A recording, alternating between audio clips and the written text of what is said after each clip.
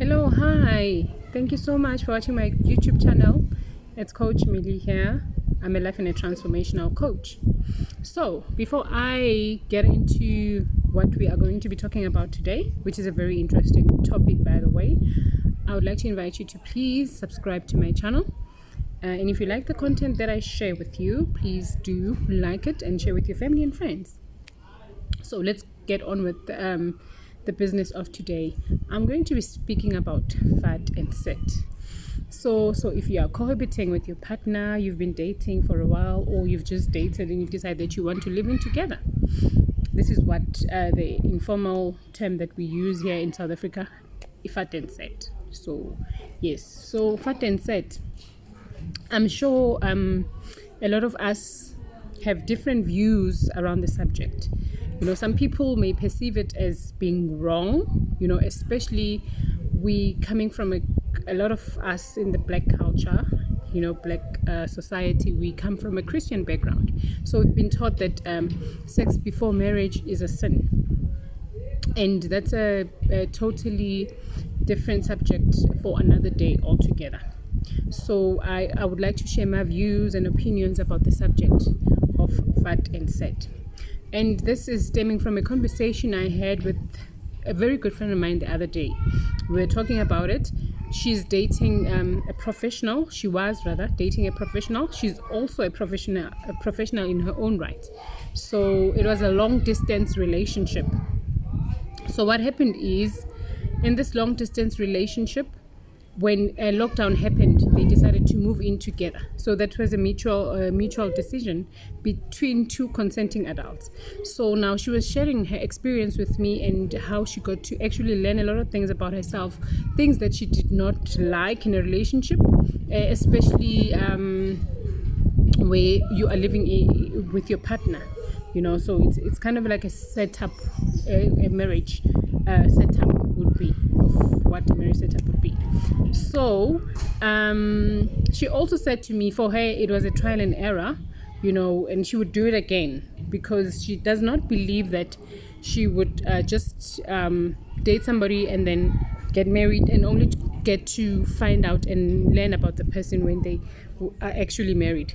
So now the biggest question here is it wrong or is it right? Well, it depends how you look at it. We have different perceptions as human beings, and it's quite normal and it's good because we are created uniquely. It's okay to be different. It's okay to be unique.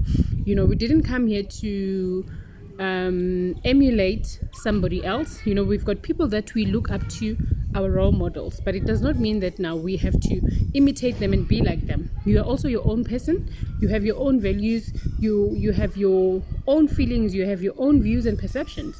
So whether it is right or wrong, it's up to you. How do you perceive it? How does it make you feel? Does it resonate with your spirit? Is it something that sits well with you? And it also depends on the circumstances, the partner that you are with.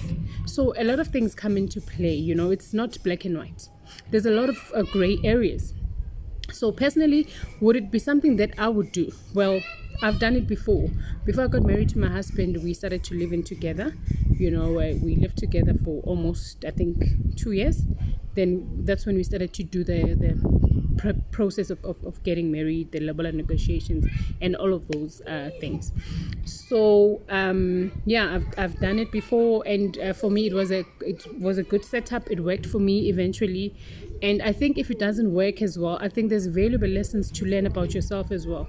What do you like? Like my friend said, it was a trial and error for her. So for her, she does not regret the decision.